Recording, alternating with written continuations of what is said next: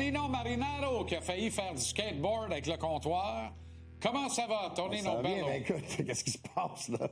Non, mais... Is this a joke ou quoi? Garde ça à la maison, check, là. là, check. Arrête de te promener. C'est comme un swing, là. Oui, oui. C'est un bon swing. C'est connu, c'est documenté, ça. OK. Entraînement du Canadien en Utah aujourd'hui, en vue du match de demain contre le Mammoth. En altitude. En altitude, bien sûr. Dans un état extraordinaire, là, soit dit en passant, qui a volé à Québec les Olympiques en 2002, qui vont les recevoir encore en 2036. C'est pas pire, ça? Oui. C'est extraordinaire quand même. OK. Il y avait 2 rotations. Texier est en rotation avec Josh Anderson. De quoi rassurer tout le monde. Anderson va jouer demain, Texier ne jouera pas. Anderson, au niveau des statistiques avancées, était le meilleur joueur des Canadiens le dernier match. Par contre, Adam Ekstrom est en rotation avec Arbor Xhekaj. Oui. Et personne n'est capable de conclure immédiatement que Xhekaj va garder sa rotation dans l'alignement pour le match de demain. Ta position? Je pense que Xhekaj va jouer demain pour plusieurs raisons. Mais je ne suis pas choqué, évidemment, si Ekstrom est là. Là, pourquoi je pense que Xhekaj va être là, c'est parce que le Canadien vient de gagner leur dernier match. Puis d'habitude, quand un joueur vient avec une nouvelle équipe, on va lui donner peut-être un match, comme ça, il peut regarder en haut de la passerelle pour voir comment ça se passe. Moi, je suis convaincu que Adam Ekstrom va jouer avec le Canadien lors de ce voyage de 3 matchs. Je pense qu'évidemment, la fatigue va se faire sentir au niveau pas seulement des défenseurs, mais de tous les joueurs des Canadiens. Eux qui vont jouer 3 matchs en moins de 4 soirs avec 3 voyages. Puis ici, on inclut évidemment le voyage de Montréal à Salt Lake, de Salt Lake, là, ensuite à Vegas, de Vegas à Colorado, le fuseau horaire, ces choses-là. 24 heures en après-midi. L'attitude. Moi, je pense que Engstrom va jouer, mais je pense qu'il y a beaucoup plus de chances qu'il joue samedi ou dimanche. Alors, dans le fond, vendredi ou samedi, tu veux dire. Donc, vendredi ou dans samedi, le fond, exactement, oui. Martin ne veut pas changer une formule gagnante et va poursuivre avec Dauberge devant le filet et le même alignement qu'au dernier match. Là, ça dépend aussi laquelle des équipes est plus physique. Je pense que peut-être Vegas est plus physique que Utah, peut-être. Ou... Aucun doute. Ben oui, non. Ça, il n'y a aucun doute. Non, si c'est le cas, et le plus gros club des 3, c'est Colorado. Donc, à ce moment-là, tu peux faire un argument comme quoi Engstrom peut-être va jouer demain contre une équipe qui a plus de patins. Ben moi, c'est ce que je pensais. Moi, parce que Utah, il y en a du patin, là. Ben voilà. Moi, ce que je pensais, c'est que un gars comme Ekstrom, si tu veux le faire jouer, je pense que c'est le désir du Canadien de lui donner au moins un match dans le voyage. Si tu le rentres dans l'alignement pour son premier match en Ligue nationale contre l'Avalanche du Colorado, tu l'exposes en joie le vert dans un match sur la route en plus, où Travis Bednar va avoir le dernier changement, ça se peut qu'il finisse la soirée dans les moins et qu'on le shake un peu. Alors que demain, ça m'apparaît être un match extraordinaire pour prendre le rythme. Pas que l'Utah n'a pas un bon club, c'est un bon club de hockey. Ils attendent le Canadien de pied ferme. Le Canadien, ils ont réussi 6-2 il y a 2 semaines. Ah oui, ça va être difficile demain, là. Ça va être difficile. Là, je pense que ça va être un voyage difficile du Canadien, là. Ben, le Mammoth a battu les Golden Knights hier, à 16-0. Pour ne pas dire, Logan Cooley a battu les Golden Knights hier soir à lui seul. Il a marqué 2 buts dans un filet désert. désert. Très bien. Hein? Moi, je disais, il y a un match prenable, c'est l'Utah. Je suis pas certain que Vegas n'est pas plus prenable que l'Utah actuellement. Une chose, c'est sûr, le plus difficile de tous les matchs, si on se fie à la loi de la physique, là, ça va être le 3e match en moins de 4 jours avec tous les voyages et le fuseau horaire. Aucun doute. Samedi, ça devrait être un match très difficile pour le Canadien. 9 victoires de suite pour l'Avalanche du Colorado. Leur seule défaite en novembre, le premier, ils ont perdu 3-2 contre les Sharks de San Jose. Oui. N'ont pas connu la défaite depuis. 9 victoires de suite. Et c'est un rouleau compresseur. Mais l'an passé, le Canadien avait joué en Floride. Hein? Chicago avait perdu à Chicago pour aller battre Colorado le lendemain sur un dos à dos. Ils ont gagné en Floride le samedi, ils ont gagné à Tampa le dimanche, ils ont gagné à Vegas le mardi, pour perdre de Chicago le vendredi et gagner le lendemain à Colorado, donc, au Colorado. Mais je pense que celui-là contre le Colorado va être le plus difficile. Puis celui-là, écoute, sur papier, on peut dire, mais ils sont pas négligés, là, le Mammoth, là. Ce qui va leur faire mal en ce moment, c'est l'avantage numérique du Mammoth. Il va pas bien du tout, là. Me semble, c'est 1 dans les dernières 29, 28, 29, quelque chose de même, là. Exact. Le Canada est dans l'avantage numérique. Au même titre que chez le Canadien, c'est plus compliqué à force égale, à égalité numérique, notamment pour le premier trio, le trio de Suzuki, Caulfield et Bolduc. Et ce que je dénote, moi, bien modestement, de mon point de vue, je trouve que Zach tombe un peu dans le même piège que Slav avant lui, c'est-à-dire d'être trop respectueux envers ses deux coéquipiers, et ça lui amène une réflexion additionnelle d'une fraction de seconde, et cette fraction de seconde perdue à analyser comment il peut bien servir ses majestés ne le sert pas bien lui-même. Alors, je voudrais voir Bolduc jouer avec beaucoup plus d'instinct. Ouais. C'est un gars d'instinct, Zachary Bolduc, puis il a le flair pour le filet, joue avec l'instinct, joue comme si ta vie en dépendait. Une chose, à son crédit, il y a 7 tirs au but, comparativement à 1 dans les 4 défaites. Exact. Dans les dernières 4 défaites. Exact. Donc, il tire plus. Par contre, quand tu joues avec Suzuki et Caulfield, que les autres se passent la rondelle entre eux autres, comme si c'était les Harlem Globetrotters de temps en temps, des fois, tu sors de ta game puis tu essaies de jouer un game élégant comme eux autres, un game fancy. Puis, écoute, moi, je pense que Zach il va marquer des buts bientôt. Par contre, ça va pas bien leur trio.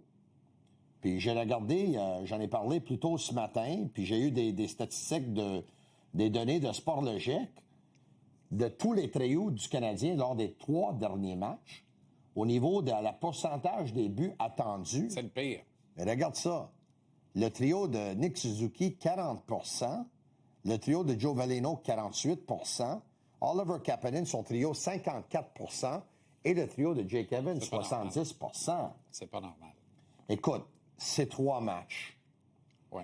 Zach est dans sa 2e saison dans la Ligue nationale. Il a 22 ans. Nouvelle équipe, nouveau système. Ça va prendre du temps. Je suis pas préoccupé plus que ça. Par contre, si jamais ça ne fonctionne pas, puis les résultats ne suivent pas, à ce moment-là, on devrait peut-être repenser, parce qu'il y a une chose qu'ils n'ont pas fait encore, là, c'est Bolduc avec Demidov et Kapanen. Ça, peut-être, on pourrait le voir à un moment donné. Bolduc avec Demidov et Kapanen, on ne l'a pas vu encore, effectivement. Et ainsi, tu ramènes Slavkovski sur le premier trio. Mais moi, je suis prêt à donner la chance aux coureurs. Là, que ça prend. Ben moi, le principe de donner la chance aux coureurs, c'est que Slav joue son meilleur hockey actuellement alors qu'il est libéré de ses chaînes. Je dis pas qu'il est emprisonné sur le premier trio, mais là, il joue comme le leader qu'il est déjà à sa 4e saison dans la Ligue nationale. C'est un gars qui emmène large, hein? Oui, les statistiques démontrent que sa qualité de ses passes, que ce soit dans l'enclave, que ce soit... Écoute, les statistiques démontrent qu'il passe beaucoup plus la rondelle, puis complète beaucoup plus de passes qu'il complétait avant dans les premiers 18 matchs aussi. Exact. Donc, écoute, il joue mieux. Il y a une mauvaise sortie sur 3 matchs. Il bouge, puis il pense après, au lieu de penser puis bouger après. C'est toute la différence au monde. Mais ça m'amène à te parler de Logan Cooley. Si on refaisait l'encan de 2022, on exclut Lane Hudson de la déclaration parce que si on refaisait l'encan de 2022, tout le monde prendrait, il y a 32 GM dans la Ligue qui diraient « Je prends Lane Hudson. Je pars avec Lane Hudson, never mind le reste. » Alors, le Canadien, tu sais, c'est une science inexacte, le repêchage, bien que c'est vraiment une science quand même, et moi, j'y crois. Il y a des gars qui travaillent fort, qui analysent, qui considèrent tout. Les données, notamment psychotroniques, sont importantes maintenant, font partie de l'évaluation des gars. Lane Hudson serait probablement le premier choix de 2022. Mettons qu'on l'exclut. Le Canadien avait 2 besoins criants, au centre et se grossir et se grandir à l'aile. Le Canadien a fait le choix de se grossir et se grandir à l'aile. Est-ce que le Canadien a surévalué la capacité d'Juraj Slavkovski à être l'ailier de puissance avec la toughness katchoukesque nécessaire pour remplir le chandail qu'ils avaient besoin de remplir lors de cette sélection-là, par rapport au fait d'acquérir un centre qui serait clairement le 2e centre de l'organisation, et il y aurait des débats tous les soirs ici sur le plateau en disant « C'est qui le premier centre du Canadien? C'est Suzuki, non, c'est Cooley. C'est Suzuki, non, c'est Cooley. » Tu comprends où je vais? Si les deux sont en santé, je vois pas Juraj Slavkovski avoir des saisons. D'ici la fin de leur carrière, là, aller chercher plus de points que Logan Cooley. Logan Cooley, c'est une machine à points, là. Okay? On le voit, là. Si tu extrapoles la moyenne de points par match, il serait 50 points d'avance à 221 matchs sur Juraj Slavkovski. Il est déjà d'avance dans le nombre de points. Il y a 21 points en 23 matchs, puis là, Slavkovski, là, il connaît pas une bonne saison au niveau de la production des points. Moi, je suis convaincu que Slavkovski... Il a commencé fort, Slav. Il est installé à 10. Je suis convaincu que Slafkovský, c'est un bon joueur. Je suis convaincu que Slafkovský va avoir une bonne carrière. Je suis convaincu que Slafkovský va aider le Canadien à aller loin dans les séries, peut-être même gagner un Coupe Stanley. Mais la question, c'est du talent brut. Mais c'est parce que là, Tony, là... Logan Cooley, c'est un meilleur joueur de hockey. On va mettre les cartes sur la table, là. On ne peut pas mentir au monde. Là. Non, puis en même temps... T'as juste à regarder le vidéo, là. Logan Cooley, c'est un meilleur joueur de hockey. Mais en même temps, compte tenu des blessures actuellement, la perte de Doc, la perte de Newhook, on aurait quand même une des bonnes lignes de centre dans l'Est avec Suzuki, Cooley, Kapanen et Evans.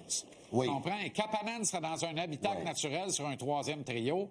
Puis là, on colmaterait d'autres brèches que de chercher cruellement un deuxième joueur de centre. Il n'y aurait pas de stress, puis on aurait tout le luxe d'attendre Michael Age à bras ouverts en disant « Viens-t'en, on va juste en avoir un de plus qui va faire le travail. » Puis éventuellement, ça va être Michael Age parce que Kapanen, quand on veut gagner la Coupe, va être au centre du quatrième trio. Le Canadien, c'est un luxe d'avoir mais les Canadiens ont été éliminés par les Capitals de Washington. On a dit que le Canadien manquait de taille, manquait de poids, manquait de méchanceté. Qu'est-ce que Slafkovský a fait pour empêcher ça? Mais là, il ne pouvait pas battre les Capitals à lui seul. Qu'est-ce que Slafkovský a fait pour répliquer à ça jeudi dernier? OK. Il n'a rien fait jeudi dernier. Merci. Puis Herbert Jacka non plus, puis Struble non plus, puis Josh Anderson non plus. Non, mais c'est ça que je veux t'expliquer. Je comprends, mais... On a choisi le gros bonhomme, on s'est peut-être trompé sur son ADN profond. Tu comprends ce que je veux dire? C'est pas Tkachuk. On l'a peut-être surévalué, comme peut-être nous, on est en train de tirer des conclusions trop jeunes dans leur carrière, là, parce que le gars, il a 21 ans, il y a 3 ans, il est dans la Ligue. Là. C'est dans 1 an et demi qu'on va vraiment pouvoir en reparler. Mais si on pensait déjà avant que le Canadien manquait de taille, poids, méchanceté, attaquant de puissance, imagine-tu un Canadien de Montréal dans les prochains 10 ans sans un Slafkovský? Oui. Parce que fort probablement, dans 2 ans, là, Josh Anderson va être parti, peut-être. C'est pas parce que tu passes à côté de Slafkovský que tu n'en prendras pas un autre. Ça aurait réorienté la suite des repêchages. Il y a quand même eu 3 autres repêchages depuis celui de 2022. Là. Si tu passes à côté de Slav en 2022, là, probablement que tu réorientes tes priorités autrement en 23, 24, 25. Combien de personnes, il y a quelques années de ça, combien de personnes avaient Cooley premier sur leur liste? Combien? Il n'y en avait pas beaucoup. Tout le monde avait Shane Wright, ou à peu près, et tout le monde s'est trompé. Okay. Moi, j'avais, bien honnêtement, Cutter Gauthier. Pour moi, c'était le meilleur espoir de cette première ronde-là, dans le top 5. Puis d'ailleurs, j'étais avec Bergie, Fish et les autres collègues. On était là, évidemment, le repêchage était à Montréal. Je leur ai sorti les 5 premiers choix, back-to-back. Bergie n'en revenait pas au 5e. Puis quand Shane Wright est sorti à Seattle, j'ai regardé bien Félé partir à courir. On ne se rendra pas au bas à la fin du countdown. Ils n'en reviennent pas. Ils ont Cutter Gauthier qui tombe du ciel. Et c'est exactement la réaction qu'ils ont eue. Mais pour moi, force est d'admettre à ce soir, moi, je m'en le meilleur joueur bancaire, c'est Logan Cooley. Moi, je m'en souviens de t'avoir demandé si les Canadiens vont prendre qui. Tu m'as dit Slafkovský. Oui. T'es convaincu que le Canadien prenait Slafkovský? Tout à fait. Mais le Canadien, mais pas moi. Bah, je comprends. Moi, je prenais Cutter Gauthier. Ah oui, mais... Je prenais Cutter Gauthier. Il n'y a personne qui prenait... Pas peur de le dire, pourtant, il est sorti 5e. Il n'y a personne qui prenait Cutter Gauthier. Mais, sauf moi. Les repêchages, il ne sera pas le meilleur joueur de ce repêchage-là, mais ça se peut bien qu'il soit le 2e meilleur après Logan Cooley. Ouais. Puis là, on exclut Hudson. Tu sais, il y a eu un repêchage à un moment donné quand Aaron Ekblad est sorti, puis... Oui. Il y a un paquet de joueurs qui sont sortis. Non, pas Aaron Ekblad, c'est pas son repêchage. C'est parce qu'il n'y avait pas d'évidence. C'est ça que tu veux dire. Tu as raison. Écoute, Nikita Kucherov, il est sorti 58e. Oui. Il était le meilleur joueur de son repêchage. Oui. Là. Oui. Leon Draisaitl est sorti 3e, il était le meilleur joueur de son repêchage. Lane Hudson, 62, va être le meilleur joueur de cette cuvée-là. Meilleur défenseur de la cuvée, ça c'est sûr. Puis c'est pas le meilleur joueur juste en arrière de Logan Cooley. Tu sais, c'est pas une science exacte. Quand c'est un joueur générationnel, quand c'est un Sidney Crosby, quand c'est un Alexander Ovechkin, quand c'est un Nathan McKinnon, quand c'est Connor McDavid, c'est facile. Mais quand c'est pas ces gars-là... Je te ramène à l'évaluation puis aux besoins. McCarr est sorti où? Oui, mais l'évaluation et le besoin. T'as Logan Cooley au centre. Oui, je comprends. Est-ce qu'on n'est pas mieux nanti au moment où on se parle? Peut-être, oui.